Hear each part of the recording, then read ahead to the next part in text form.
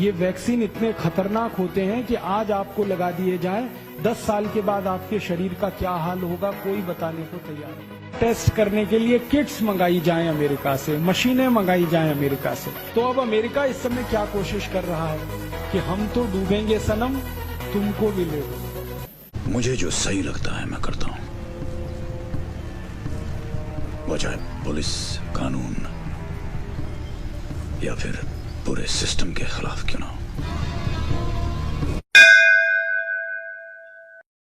हमारे देश की सरकार चलाने वाले नेता और मंत्री, उनको इस तरह की बल्क परचेज करने में करोड़ों रुपए की रिश्वत होती है। जब वो उस कंपनी को प्लेस करते हैं ना ऑर्डर, उन्होंने 10,000 कोटी का ऑर्डर दे दिया, तो इसमें से कम 1000 से 1500 कोटी रुपए मंत्रियों की रिश्वत का फिक्स हो जाएगा। इसलिए सरकार का इंटरेस्ट है कि ये दवा मंगाई जाए। अभी चर्चा ये चल रही है कि हर एयरपोर्ट पे मशीनें लगाई जाएंगी, उनमें से आदमी को गुजार कर टेस्ट करेंगे। वो मशीनें लाखों करोड़ों रुपए की हैं, तो उनका ऑर्डर किसी कंपनी को दे दिया सरकार ने। उस ऑर्डर का 10%, 15% मंत्रियों को मिल गया हिस्सेदारी के रूप में, अधिकारियों को मिल गया। तो सरकार का वेस्टेड इंटरेस्ट ये होता है कि खूब रिश्वत इस तरह के कामों में मिलती है। मैं आपको एक पुरानी जानकारी देता हूं। आपको याद है 14 साल पहले सूरत में एक अफवाह उड़ी थी कि प्लेग आ गया, प्लेग आ गया, प्लेग आ गया, याद है? उसका दुष्परिणाम क्या हुआ कि पूरे सूरत की टेक्सटाइल इंडस्ट्री बंद हो गई, पूरे सूरत की। 14 दिन तक सूरत में एक कारखाना नहीं चला, एक पैसे का प्रोडक्शन नहीं हुआ, सारे कारखाने ठप हो गए। मजदूर भागकर सब अपने गांव चले गए क्योंकि सबको दहशत और डर बैठ गया। उतनी देर में परिणाम क्या निकला? भारत में कपड़े की कमी आ गई। तो सरकार ने क्या किया? परदेशी कंपनियों को कपड़ा भारत में बेचने का ऑर्डर देना शुरू कर दिया। तो परदेशियों का अंधाधुंध कपड़ा बिका। और उसके बाद 14 दिन के बाद फिर खबर आई कि प्लेग नहीं है, प्लेग नहीं है, वापस लोग आए। लेकिन वापस आने में 6 महीने लग गए और फैक्ट्री चलाने में 6 महीने लग गए। 6 महीने तक भारत का बाजार विदेशी कंपनियों ने कपड़े से भर दिया और पूरे खेल में 14,000 कोटी का नुकसान भारत देश को हुआ। ये 14 साल पहले सूरत में हुआ था। फिर बाद में वैज्ञानिकों ने जांच की तो पता चला कोई प्लेग नहीं था, सिर्फ अफवाह थी। और वो अफवाह उन कंपनियों ने फैलाई थी जिनको भारत में कापड़ बेचना था। यही खेल अभी हो रहा है।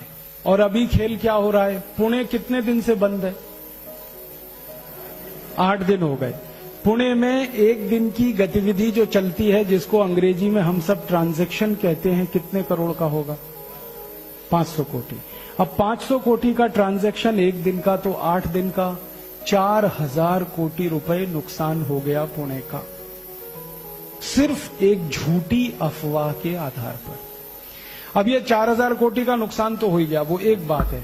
अब वो कंपनी यहां जब दवा बेचेगी और वैक्सीन बेचेगी तो पुणे का और 10,000 कोटी का नुकसान होगा, क्योंकि हम वैक्सीन खरीदेंगे, दवा खरीदेंगे, पैसा उस कंपनी के हाथ में जाए। और अगर ये खेल लंबा चल गया तो जानते हैं क्या होगा? यहां जो सॉफ्टवेयर की कंपनियां हैं, आईटी कंपनियां, वो कहेंगी यहां से बेस अपना शिफ्ट करो, यहां धंधा अब ठीक नहीं है करना। क्योंकि जब उनके कर्मचारियों के सिर पे तलवार लटकती होगी तो वो कैसे करेंगे? वो यहां से अगर शिफ्ट कर गए, बेंगलोर चले गए या कहीं और चले गए, तो पुणे का ये जो आधार बना ये खत्म हो जाएगा, हजारों लोगों की नौकरियां खत्म हो जाएंगी। इतना बड़ा खेल है ये। 1816-18 में 2 साल भयंकर फ्लू हुआ था, एवियन फ्लू। उस समय अमेरिका की कुछ कंपनियों ने वैक्सीन बेचे थे। एवियन फ्लू के जो वैक्सीन लगाए गए ना लोगों को, वो सब लोग मरे। और कितने लोग मरे मालूम है? 4.5 करोड़ सारी दुनिया में। माने 4.5 करोड़ लोगों को अमेरिकन कंपनियों ने जो वैक्सीन लगाए वो सब मर गए, और जिन्होंने वैक्सीन नहीं लगाया था वो सब जिंदा रहे। ये वैक्सीन इतने खतरनाक होते हैं कि आज आपको लगा दिए जाएं, 10 साल के बाद आपके शरीर का क्या हाल होगा कोई बताने को तैयार नहीं। और ये खेल सिर्फ बीमारी का नहीं है, ये खेल एक युद्ध का हिस्सा है। और ये युद्ध जो है ना, आर्थिक युद्ध है। कुछ युद्ध होते हैं वो सैनिक युद्ध होते हैं। सैनिक युद्ध में हमारी सेना दुश्मन की सेना से सीधे लड़ती है बॉर्डर पे, लेकिन कुछ युद्ध होते हैं जो आर्थिक युद्ध होते हैं, जो आपके बाजार में लड़े जाते हैं, जिसमें कोई विदेशी कंपनी आके एक झटके में आपका 4,000 कोटि का नुकसान कर देती है और वही कंपनी और 10-20 हजार कोटि वहां से लूट के ले जाती है। ये आर्थिक युद्ध है। अब इस आर्थिक युद्ध में सैनिक आप हैं। सैनिक युद्ध के सैनिक बॉर्डर पे हैं। आर्मी के, एयरफोर्स के, नेवल फोर्स के सैनिक हैं। वो बॉर्डर पे देश की एक एक इंच जमीन की रक्षा करने के लिए लड़ रहे हैं। तो आप देश के आर्थिक युद्ध के सैनिक बने, जो देश का एक एक रुपया, एक एक पाई, एक एक धन की संपत्ति को बचाने की लड़ाई लड़े। इसलिए सैनिकों का दिमाग साफ होना चाहिए, क्लियर होना चाहिए अपने उद्देश्य के प्रति और अपनी संपूर्ण समर्पण के प्रति। आपका उद्देश्य अगर आपको साफ दिख रहा है तो युद्ध में आप लड़ेंगे और जीतेंगे, और अगर आपका उद्देश्य ही आपको साफ नहीं दिख रहा है तो लड़ेंगे तो सही लेकिन हारेंगे। इसलिए ये आज का कार्यक्रम रखा गया कि ये आर्थिक युद्ध भारत के खिलाफ शुरू हुआ है और इस युद्ध में बड़े बड़े लोग शामिल हैं। एक मौत ऐसी आएगी जिसको देश और समाज जिंदगी भर याद रखेगा, और एक मौत ऐसी आएगी कोई पूछेगा नहीं।